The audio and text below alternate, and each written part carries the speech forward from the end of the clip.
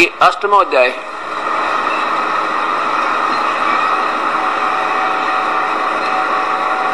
इसमें अर्जुन पूछ रहा है किम तत्ब्रह्म किम तत्ब्रह्म किम अध्यात्म किम कर्म पुरुषोत्तम अधिभूत च किम प्रोक्तम अधिदेवम किम उच्यते।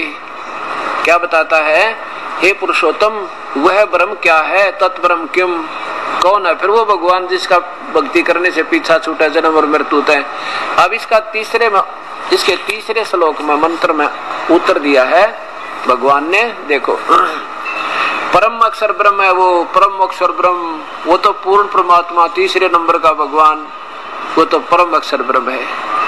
आगे बताया अधिभूत वो है, अधिदेव वो है, ऐसे ऐसे त्याग कर कर्म का संग्रह किया गया। अब हम चलेंगे पांचवें में आ जाओ, अब पांचवें में आ जाओ। पांचवें में लिखा है कि जो अंत काल में भी मुझको ही समन करता हुआ शरीर को त्याग जाता है वह मेरे, अब देखो ये संस्कार देखना जानते, क्योंकि थोड़ी उठपटांग बना ली इन्होंने, थोड़ी सी जच नहीं रही, क्योंकि पर इस काल को तो प्राप्त कोई हो ही नहीं सकता, क्योंकि गीता जी 11वें अध्याय के 48वें श्लोक में स्पष्ट कर दिया कि ये तो मैंने तेरे को कृपा करके अपना रूप दिखाया, ना तेरे से पहले देखा ना आगे देख सकता, और ना ही कोई वेदों की वर्णित विधि से, ना किसी जप से ना तप से मुझे प्राप्त नहीं हो सकता। यहाँ मद भावम यानी मेरे में उसकी भावना बन जाएगी, सीधी बात है। अब हम जिसकी पूजा करेंगे उसी के गुणों से परिचित है, उसी में आसक्तता हो जाएगी। कहते हैं मेरे में उसकी आसक्ता हो जाएगी और मेरे भाव को प्राप्त हो जाता है, मेरे में आसक्तता को प्राप्त हो जाता है। इसका अर्थ ये बना है और इसमें संशय नहीं है। अब सीधी सी बात है, जिसकी पूजा है उसके उसी में आस्था रहेगी और अंत काल में जो मेरी पूजा करता है वो मुझे ही प्राप्त होता है, इसमें कोई आस्था मतलब कोई शंका नहीं। ठीक है, अब छठे में देखो, इतने सिस्टेमेटिकल ज्ञान दिया है बड़ा तरतीब वाइज। हे कुंती पुत्र अर्जुन, अंत काल में जिस जिस भाव से समन करता हुआ शरीर का त्याग करता है उसको ही प्राप्त होता है, सदा उसी भाव से भावित रहता है। देखो ना यहाँ तद भाव है, तद जो आ गया, तद भाव भावित है, उसी की भावना में भाव रख, वो भी भाव ऐसा ही है, उसका अर्थ पहले जो आपको बता था। अब उसी भाव में रहता, जैसे हम हमारा कबीर परमात्मा में आस्था होगी तब उसी के भाव में रहेंगे और उसी को प्राप्त होंगे, वही भक्ति करेंगे। अभी तक इसके भाव में थे, इसके पास चले जाते, गधे कुत्ते बनते ही रहते, कभी सिलसिला खत्म नहीं होता। अब स्पष्ट कर दिया, आगे देखो। अब सातवें में फिर क्या कहा है कि अर्जुन इसलिए तने मेरा भजन करना है ना, तो इसलिए अर्जुन सब समय में निरंतर मेरा स्मरण कर और मुझे और युद्ध भी कर, इस प्रकार मुझे अर्पण की वे मन बुद्धि से युक्त होकर निसंदेह मुझको ही प्राप्त होगा। बिल्कुल ठीक है। और देखिए 8वें में कमाल कर दिया, 8, 9 और 10। 8 में क्या कहा है, हे पार्थ यह नियम है कि जो अंत समय में जिसका भक्ति करता उसी के पास जागा। ये नियम है कि देखो परमेश्वर के ध्यान के अभ्यास रूप योग से युक्त दूसरी ओर न जाने वाले चित्त से, यानी परमेश्वर के अपनी नहीं उस दूसरे भगवान की भक्ति करने वाला दूसरे अनन्य मंत्र, फिर उस किसी की आस्था ना रहनी चाहिए मन में, ना देव की ना माँ देव की, करने वाले दूसरी ओर न जाने वाले चित्त से। हे पार्थ यह नियम है कि परमेश्वर के ध्यान के अभ्यास रूप, ध्यान के नहीं है इसमें कितना ध्यान शब्द नहीं, वो तो जो संत आवेगा ना, जो तत्वदर्शी, वो विधि बतावेगा।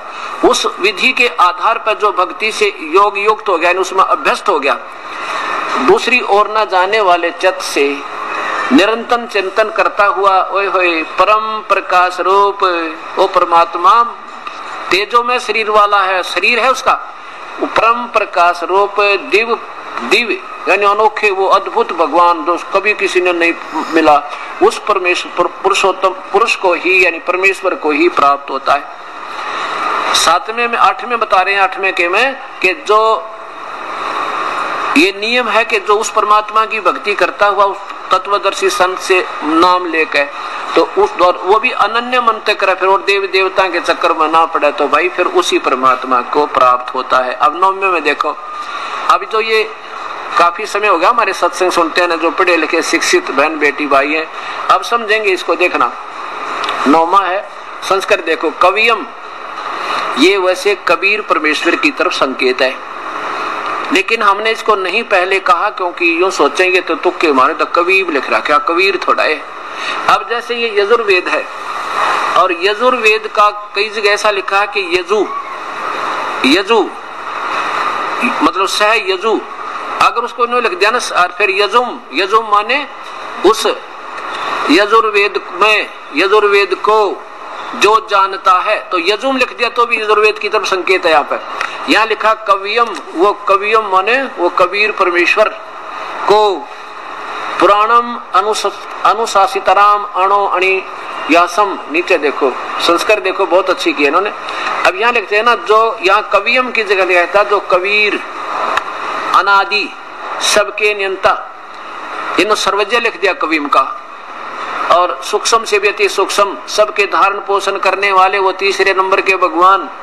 आगे चलो, अत्यंत अचिंत रूप से स्वरूप सूर्य के सदृश नित्य चेतन प्रकाश रूप, जैसे सूर्य है ना ऐसे कबीर परमात्मा, जैसे यहाँ का सबसे तेजो में स्रोत यानी इस प्रकाश का सूर्य है, सबसे उत्तम यही माना जाता है। ऐसे वो परमात्मा का शरीर भी इतना तेजो में है और शरीर है और ऐसे तेज है उसका, जैसे सूर्य है तो तेज है, सूर्य नहीं तो प्रकाश किसा। तो वो सूर्य के सदृश नित्य चेतन प्रकाश रूप अविद्या से अति प्रे सचिदानंद घन परमेश्वर का स्मरण करता है, वह भक्ति युक्त 10वें में लगातार इसके 10वां 8वें अध्याय का, वह भक्ति युक्त भक्त यानी भक्ति से उस परम संत के द्वारा बताई हुई भक्ति के अनुसार साधना करता हुआ मंत्र का जाप करता हुआ उसे युक्त अंत काल में योग बल से, योग बल माने उस भक्ति की कमाई के धन के शक्ति तय, उस की हुई कमाई पुण्य धर्मों की कमाई के योग बल माने भक्ति की शक्ति तय किए हुए नाम की कमाई की शक्ति से बरकुटी में, क्योंकि शरीर छूटने के बाद ही हम वहां जाएंगे, इतने जा नहीं सकते। जब शरीर छूटेगा तो हम बरकुटी में, अब हम फिर वहां तरकुटी पर पहुंचाएंगे, वहां से फिर हमारी फ्लाइट शुरू होगी। बरकुटी के माध्यम से प्राणों को अच्छी प्रकार स्थापित करके फिर निश्चल मन से स्मरण करता हुआ उस देव स्वरूप परम पुरुष परमात्मा को ही प्राप्त होता है। यहाँ ये तीनों श्लोकों में उस परमात्मा की सीधी महिमा गा दी और पहले 5, 6, 7 में अपनी बता दी और फिर उस परमात्मा की बता दी। उसके बारे में ये उसने क्लियर कर दिया चौथे अध्याय के 34वें श्लोक में कि उसके बारे में मैं नहीं जानता अर्जुन, वो तो तत्वदर्शी संत, ये चौथे अध्याय का 34वां श्लोक आपके सामने है, वो बताओगे भाई मैं नहीं जानता। उनकी तलाश कर ले, उनके ज्ञान न सुने और फिर उन तो दंडवत प्रणाम करे और उनसे फिर ये अपना बेड़ा पार करवा। चौथे अध्याय नंबर 4 का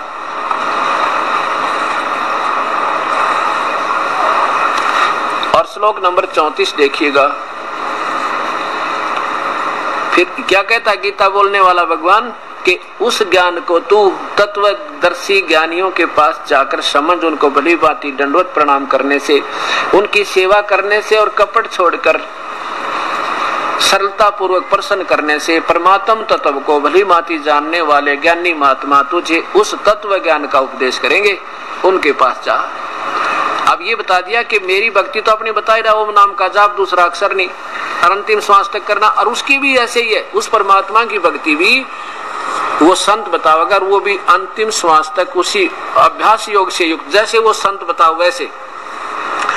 उसके लिए क्या बताया परमात्मा कबीर साहब ने, वही तरीका, नाम उठत नाम बैठत नाम सोवत लागवे, नाम खाते नाम पीते, नाम उठत नाम बैठत नाम सोवत जागवे, नाम खाते नाम पीते नाम सेती लागवे। बस नाम का सिमरन है, और कोई तरीका ही नहीं है। ये हट कर बैठ जाना, ये बता हम कैसे कर सकें गृहस्थी आदमी, या दुकान बंद कर 2.5 घंटे सुबह 2.5 घंटे शाम, ये बच्चों वाले खिलौने उठ पटांग बना दिए, क्योंकि ये शास्त्र विरुद्ध है। गीता में हठ योग, किसी शास्त्र संत मते ने देख रहे हठ योग को सब जगह रिजेक्ट किया, और ये संतों ने हठ योग की तरफ आरूढ़ कर दिया, ऐसा कर दिया कि ये ना तक कर सकते पूर्ण क्रिया। फिर नो कहेंगे बोली आत्मा भाई गुरु जी दस ही है, पर हमारे पुआ क्रिया बनती कोई ना। कमाल की बात है, समुद्र से पार जाना, और गुरु जी ने बताया तैर के जाओ, समुद्र से पार तैर के कभी हो सके?